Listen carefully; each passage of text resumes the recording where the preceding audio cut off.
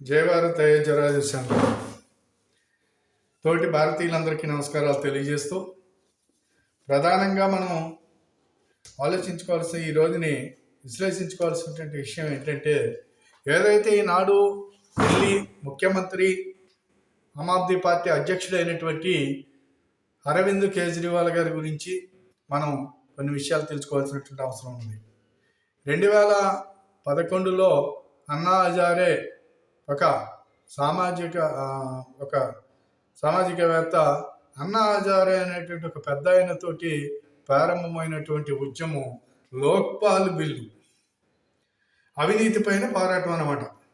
ఈ అవినీతి పైన పోరాటం లోక్పాల్ బిల్లు తీసుకురావాలి పార్లమెంట్లో అని చెప్పి ప్రారంభించినటువంటి ఒక ఉద్యమం. ఆ ఉద్యమంలో ఏంటంటే ఈ లోక్పాల్ బిల్ అంటే ఏంటంటే ప్రధానమంత్రి కానివ్వండి, రాష్ట్రపతి కానివ్వండి, కలెక్టర్లు కానివ్వండి, జడ్జీలు కానివ్వండి, అందరూ కూడా అందులోకి రావాలనేది ఆ బిల్లు యొక్క సారాంశం. సరే, బాగానే ఉంది, తప్పేమీ కాదు. ఆయన చేసినటువంటి పోరాటానికి ఆయన నిరాహార దీక్షలు చేయటం, దానికి విద్యార్థి లోకమంతా కూడా సహకరించటం, వాళ్ళందరూ కూడా మద్దతు తెలపడం జరిగింది. ఢిల్లీలో ఉద్యమం చాలా బాగా సాగింది. ఆ ఉద్యమంలో ఏదైతే మామూలుగా ఈయన ఐఏఎస్కి రిజైన్ చేసి ఉద్యమంలో పాల్గొని పరివర్తనటువంటి ఒక సంస్థ పెట్టాడిన ఎవరో కేజ్రీవాల్ అనేటువంటి చేసి ఆ ఉద్యమంలో పాల్గొని అవినీతికి వ్యతిరేకంగా పోరాటం సాగించాలనేటువంటి ఉద్దేశంతో వీరు మొదలు పెట్టడం అనేది హర్షించదగినటువంటి విషయం. ఇందులో ఎలాంటి తప్పు లేదు.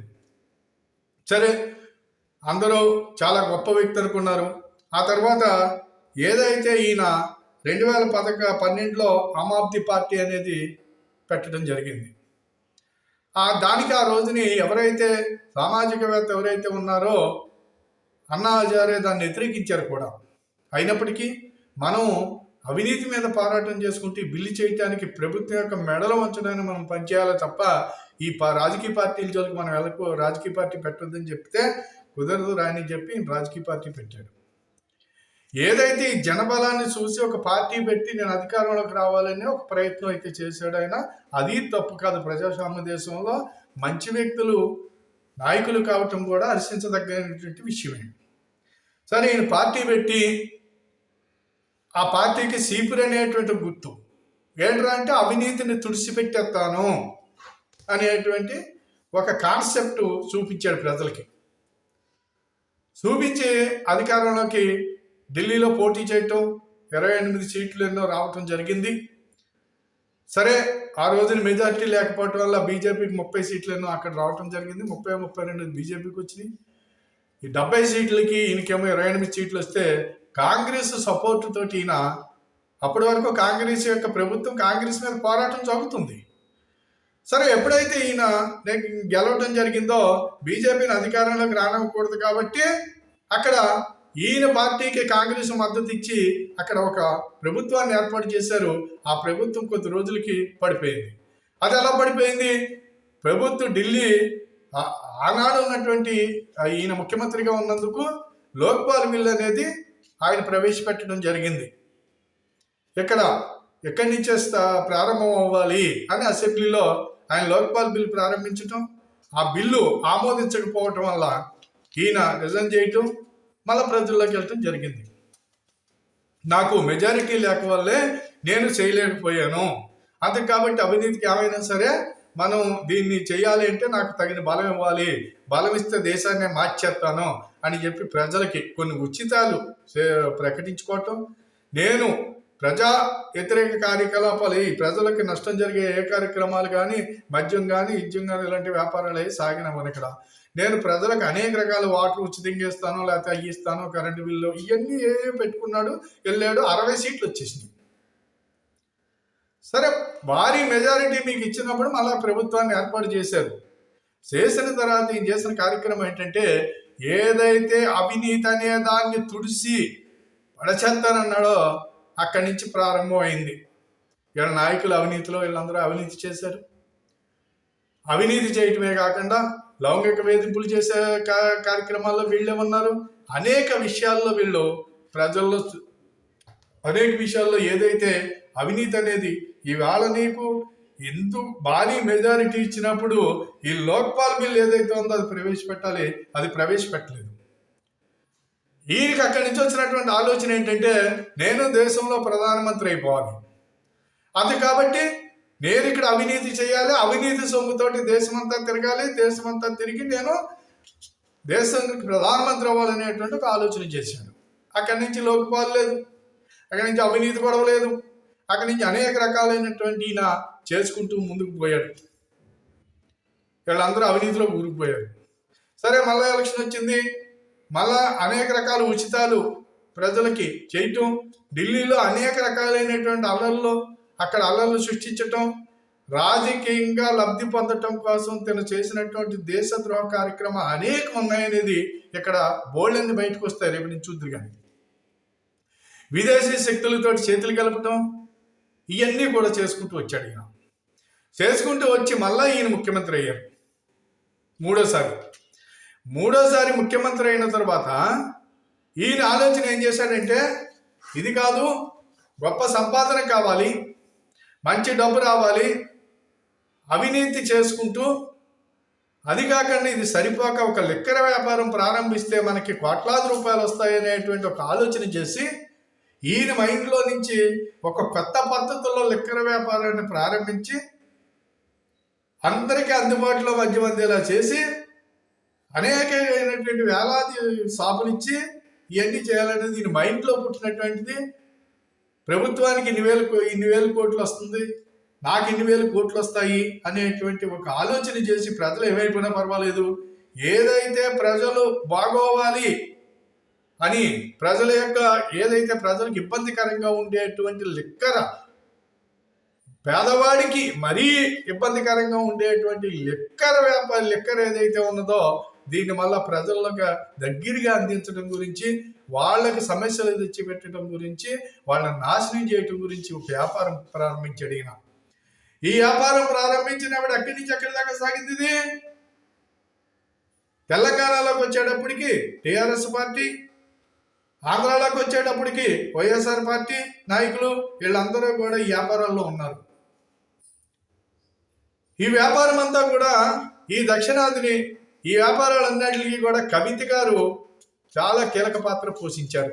టీఆర్ఎస్ నాయకురాలు, ఆ రాష్ట్ర ముఖ్యమంత్రి యొక్క కూతురు ప్రారంభించి వీళ్ళ మీద ఎప్పుడైతే ఈ ఆరోపణలు ఇవన్నీ మామూలుగా ఎప్పుడైతే ఈ విషయం బయటకు వచ్చిందో దీని మీద విచారణ చేయడానికి సిబిఐ కానివ్వండి, ఈడీ కానివ్వండి చేసిన ప్రయత్నాలకు వీళ్ళు ఎక్కడ అందుబాటులో దొరకలేదు. కేసీఆర్ గారు అనేవారు, ఎవడో ఈడీ ఎవడో సిబిఐ ఎవడో రాష్ట్రంలో అడిగి పెడతాడా అని చెప్పేసి ఇవన్నీ కేంద్ర ప్రభుత్వం, రాష్ట్ర నాయకులు ఇతర పార్టీల మీద కక్ష సాధింపు చర్యలు చేస్తున్నారు, వీళ్ళ ఆటలు సాగనేయిందేనో ఇది అది అని చెప్పేసి చంద్రశేఖర్ వాగాడు. సిబిఐ వాళ్ళు, ఈడీ వాళ్ళు విచారణకు రమ్మని కవిత గారిని ఎన్నిసార్లు చెప్పినా కవిత గారు వెళ్ళలేదు. నేను రావాల్సిన పని లేదు, నేను మహిళని, నన్ను తీసుకెళ్ళకూడదు, నన్ను అరెస్ట్ చేయకూడదు అని చెప్పి కోర్టులకి వెళ్ళటం, ఇలాంటి కార్యక్రమాలన్నీ చేసి ఏదైతే రాజ్యాంగ పరంగా మేము పాలన సాగిస్తామని చెప్పేసి ఏదైతే చెప్పారో, ప్రమాణికం చేస్తారో దానికి వ్యతిరేకంగా వీళ్ళు ప్రయాణం చేయటం మొదలుపెట్టారు. అక్కడ కేజ్రీవాల్, ఇక్కడ టీఆర్ఎస్ వాళ్ళు. సరే చేశారు, ఇదంతా ఇలా చేసుకుంటూ వెళ్ళారు. కాడికి ఏదైతే మామూలుగా తెలంగాణ రావటం, ఈడీ రావటం, వచ్చి వీళ్ళని విచారణ చేసి కవిత గారిని వాళ్ళకి దొరికిన ఆధారాలతో సహా ఆవిడ్ని వేసుకెళ్ళటం జరిగింది. సరే వెళ్ళిపోయారు. అక్కడ ఇవిడిచ్చినటువంటి ఈలాగా సెప్టెంబర్ దగ్గర నుంచి కేజ్రీవాల్ అనేటువంటి వ్యక్తికి సెప్టెంబర్ దగ్గర నుంచి కూడా మీరు రండి, మీ విచారణ చేయాలి, మీరు రమ్మని చెప్పేసి నోటీసులు పంపుతామంటే నాకు నోటీసులు రావటం ఏంటి, నేను ఎందుకు రావాలి?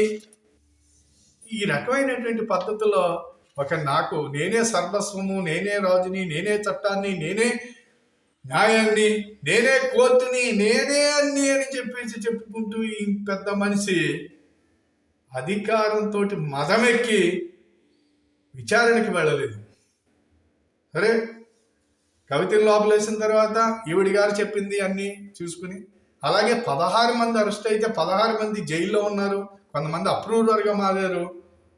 ఈ మధ్యలో సుకేష్ కుమార్ ఎవరో ఒక ఆయన ఉన్నారు జైల్లోని, ఆయన అప్రూవర్గా మారి కవిత అరెస్ట్ అయిన తర్వాత ఆయన ఒక లేఖ రాశారు, ఓ అక్క ఎందుకు అనవసరమైన అప్రూవర్గా మారండి, శిక్ష తగ్గుతుంది. కానీ మనం చేసినవన్నీ కూడా ఈ రోజుని అందరికీ తెలుసు, ఇందులో ఎలాంటి దాపరికాలు చెయ్యలేరు మీరు. మీకోసం, కేజ్రీవాల్ కోసం, ఇద్దరి కోసం కూడా ఏదైతే జైలు కబ్బు ఉందో ఇది మీకు స్వాగతం పలకడానికి రెడీగా ఉందని కూడా ఆయన చెప్పడం జరిగింది.